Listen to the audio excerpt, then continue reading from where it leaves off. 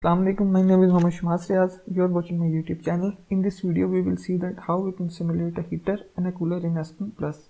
So heaters and cooler simulation will just tell you that how much heat duty is required to raise or lower the temperature of any stream.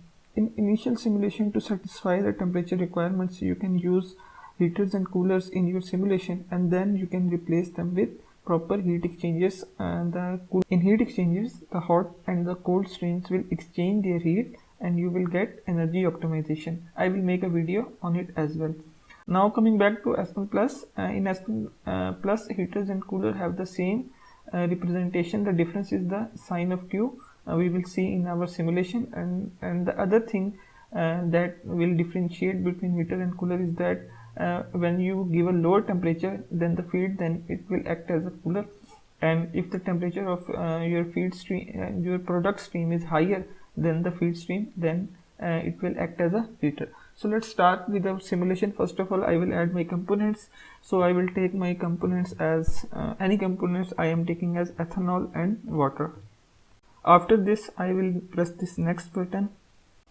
Now here I have to select a property package, so I am selecting as Unifac. After this, I will press this next button. So now you can see that some binary coefficients are missing, so I will estimate by using Unifac. After this, I will press this run button. Now you can see that my results are available. I will directly move to the simulation environment. Now you can see that I am in my simulation environment. Here you can see our exchangers, so I will press this exchangers. The first thing is present is the heater. So this heater can be used as a heater and a cooler. So now I will increase its size. After this, I will make connections for my material streams.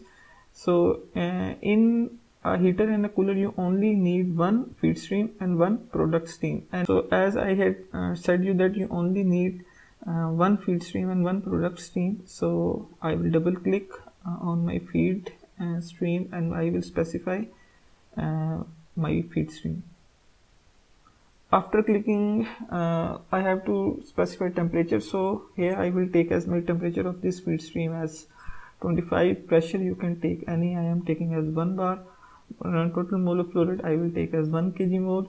So here I will select as mole fraction, and now I will give my mole fraction as my equimolar feed 0.5 and 0.5% water and ethanol. After this, I will press next button. After pressing next, now I have to specify the temperature and pressure. If you are having a pressure drop, you can give here your pressure value, but here I am assuming that I am having no pressure drop, so I have given the same pressure as 1 bar. Temperature here is that if you give a temperature lower than 25, then it will act as a cooler, and if you will give a temperature above 25 degree, then it will make its calculation as a heater. So I first of all I will give my temperature as 50. Now you can see that my run button has been activated. I will press this run button. Now you can see that my results are available, and here I will go to the results. Here you can see that much amount of heat duty is required. Now if I can go back and change this temperature to 10 degrees, so now it will act as a cooler. So again I will press this run button.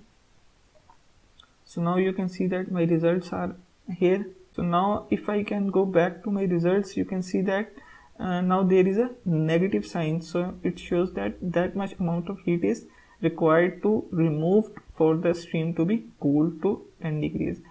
If you want to heat the stream, then there will be no negative sign. So that is the difference between heater and a cooler in Aspen.